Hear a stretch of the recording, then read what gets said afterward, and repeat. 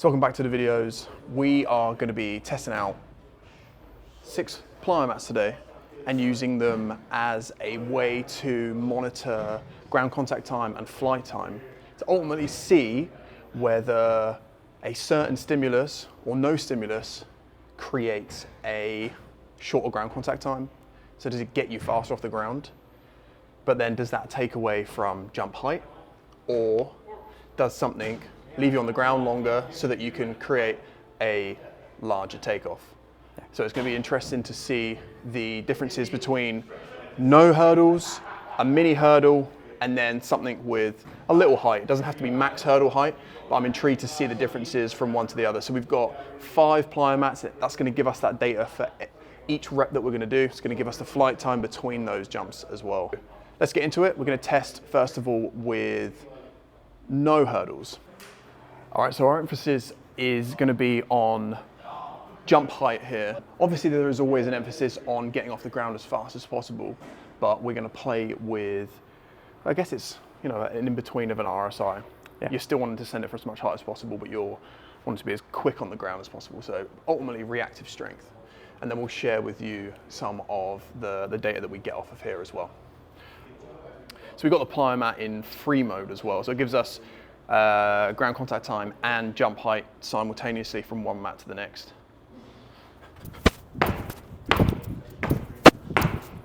Ooh.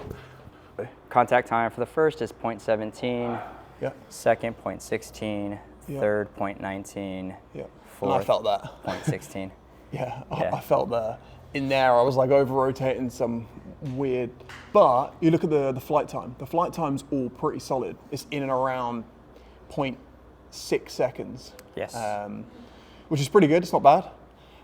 That will give you a relatively decent RSI measure. So I think that what we need to distinguish is that this is the difference between someone that is, and I guess you could distinguish this when we look at the ones without the hurdles in comparison to the ones with the hurdles, is that with the hurdles, you're going to be lifting your legs and then whipping them back down. Correct. So you're using limb velocity there, in comparison to here, where we're really just trying to...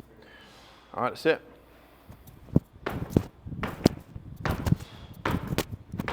Ah! Damn, that looked nice. Hey, there is some big takeoffs here, man. Some of these flight times. Look, so contacts between 0.18 and 0.2 is your slowest, which ain't slow. Yeah. But your flight time for that fourth one, I could see coming off that third hit, you were 0.7, which is nice. You're popping it there. Yeah. Really nicely. That felt good though. Yeah. Yeah.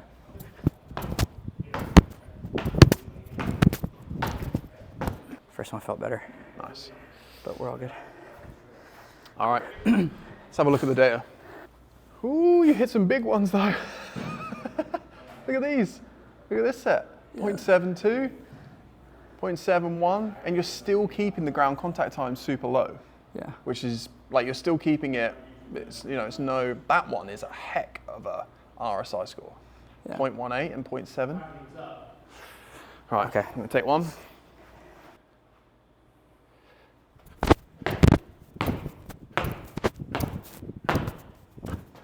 Ooh. That was nice. Sounded a bit crisper. It did. See what the data says though. There's nothing more humbling than what the data says. Okay, ground contact times are good. Yeah, Yeah. a lot more solid. 0.17. The third contact was 0.18. But around 6.6, Yeah. 6.4 in one, 6.4 at the beginning. But it's kind of the first one's always like, yeah. But those are definitely better than the last round. Yeah, 100%. Yeah. Let's get the hurdles on. Okay. All right, cool. So I think we both just, you know, you got to nail down those sensations and feelings. But I felt like I could chase that quite well then. Do you know what I mean? I could get after it. I could be fast off the ground. So really, I think I want to continue that sensation with the hurdles. Maybe it just makes things worse because there's a stimulus there. Maybe it makes things better. Yeah. You're a hurdler, so you're used to barriers. Used to barriers, yeah. I feel good about same thing, chasing it down, but I know I need to attack better and then just have better control. And the hurdles should help me with the control. Nice. That's a good point. So are you using the stimulus to like auto-regulate the control in the air? Yeah. Which is also interesting because it's regulating things for you. Does it drop your output? Maybe it does. Maybe it drops it down 5% so that you can control things. So it's that question: is it the best method? But we're just testing things to try them out. So let's see what the hurdles do. So 12-inch hurdles, they are very easily knock-overable.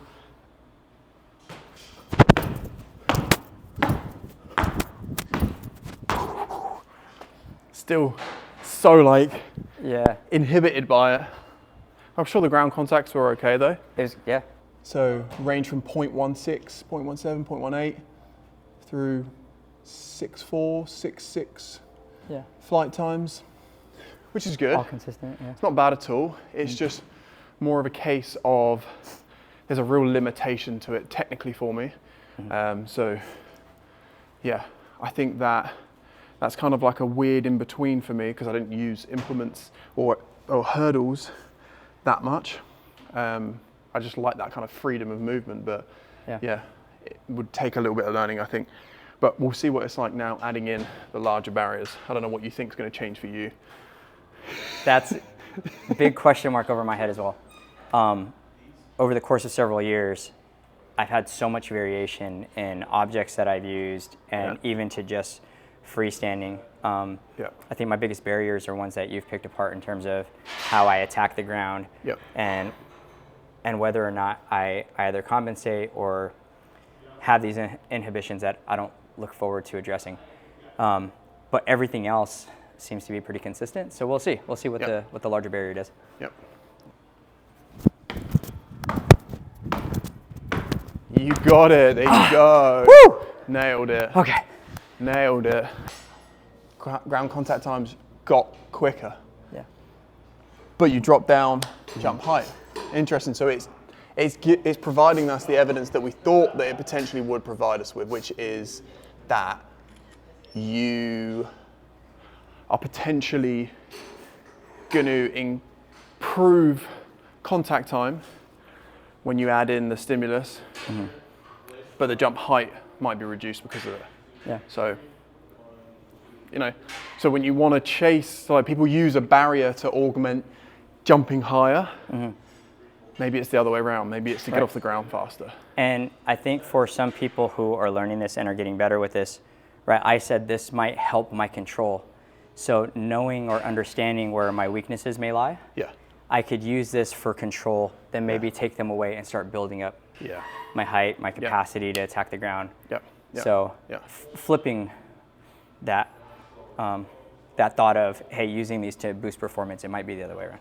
Yeah. I love it. Oh, that's hurt.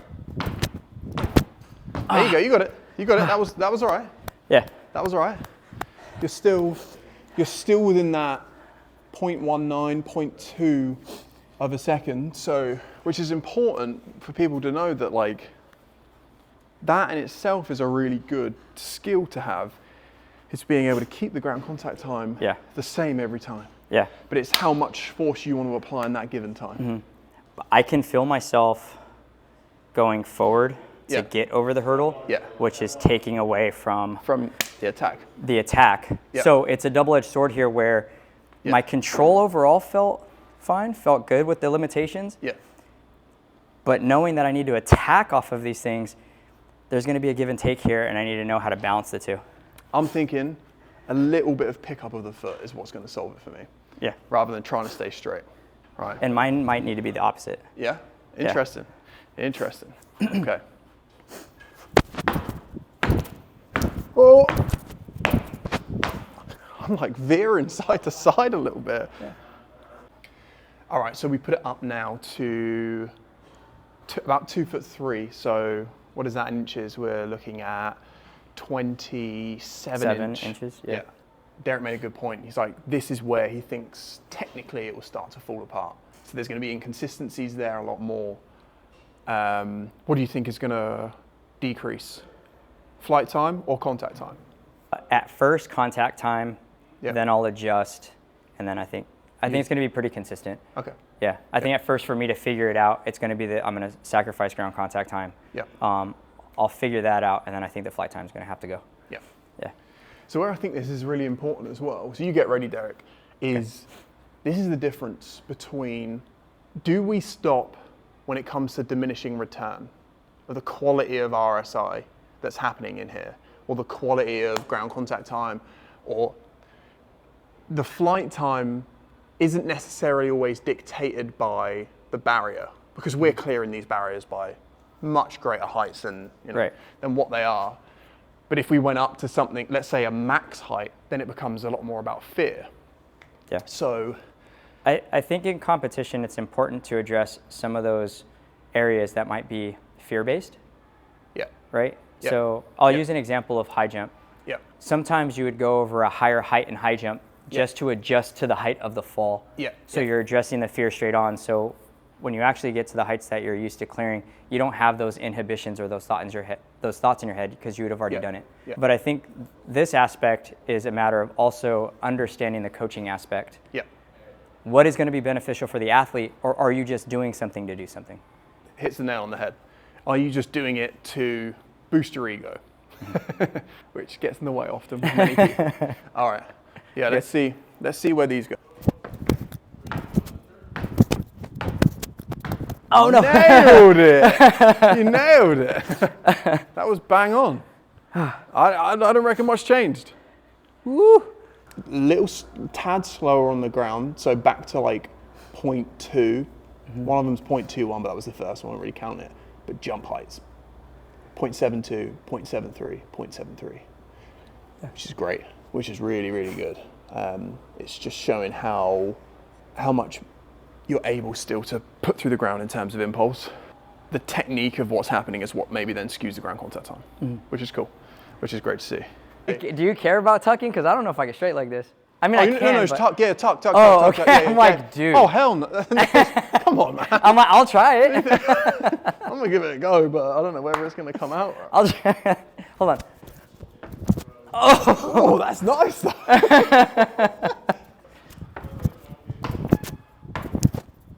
Oh, no. Ooh. Is that too far? No, I didn't stay Okay. over. That was me. Okay. This is hard. This feels so foreign. Whew. But this is the difference between quality. Like, we could make this look awful if we just took away these mats, right? We would just get over them. Yeah. And like using an objective measure to really keep us in a certain way, like it's quite a nice thing to have. 100%. Well, it's not aimless. Sometimes it's like, hey, do these barriers, and then there's no. People spend 3 months on the floor. Yeah, and there's no coaching either. No. Once you go through it, yeah.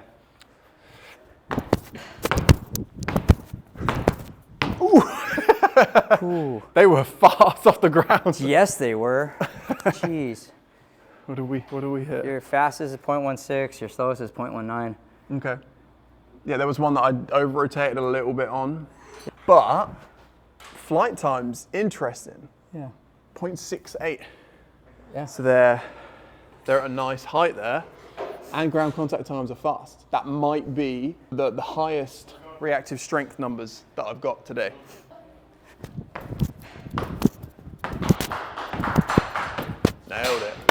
Nailed it. Whew. Couple that maybe a little slower, but yeah, I know. But you put it together nicely. So the technical aspect is there. Yeah, a little slower. There was one in there that was slower. The rest of them were bang on 0.2. But look at the flight times. 0.74. That's crazy. Those are big takeoffs. I can fix that. There you go. You heard it from the horse's mouth right there. He's gonna make them better. I was trying to be conscious of my knee bend too. Okay. All right, here we go. Oh, I love this. Yeah, this is fun. This is good fun.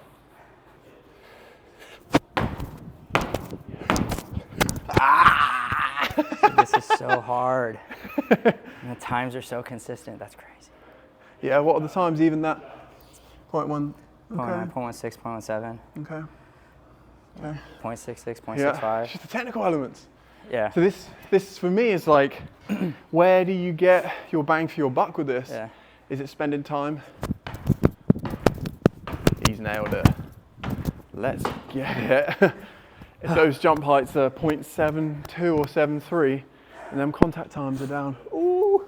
Okay. I told you I was going to fix it. Flight times are a little lower, but the contact times 0.17, one's 0.18, but the rest of them you are flying there.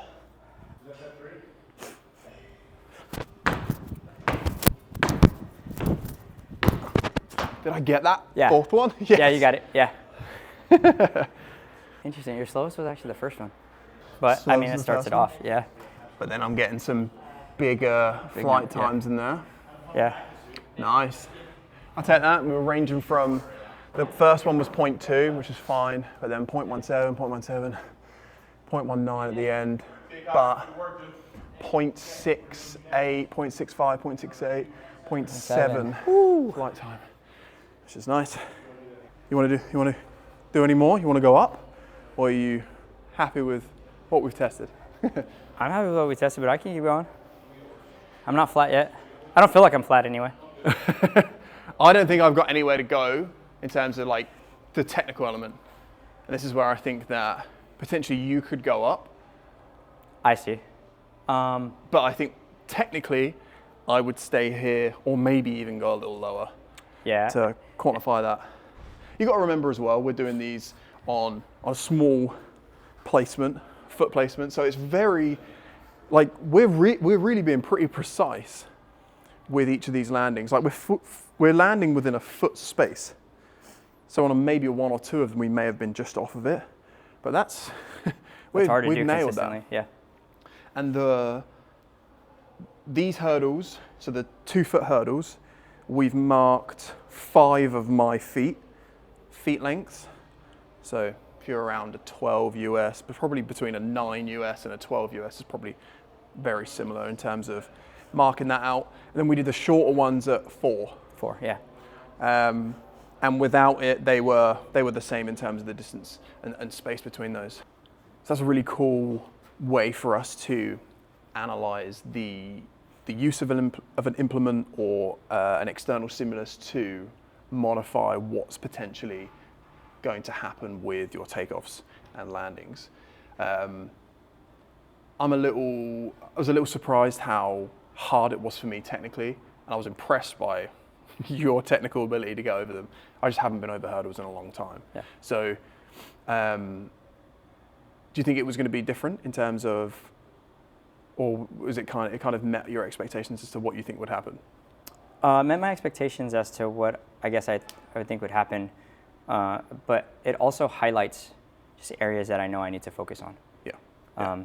So I can know that in a training session, and I can think about it in a training session, but it becomes a lot more real when I have to land on a small surface area, and it's also tracking data. It's also objectively giving you, you're slow, you're fast. So, so it's a constant reminder of, oh no, you need to focus.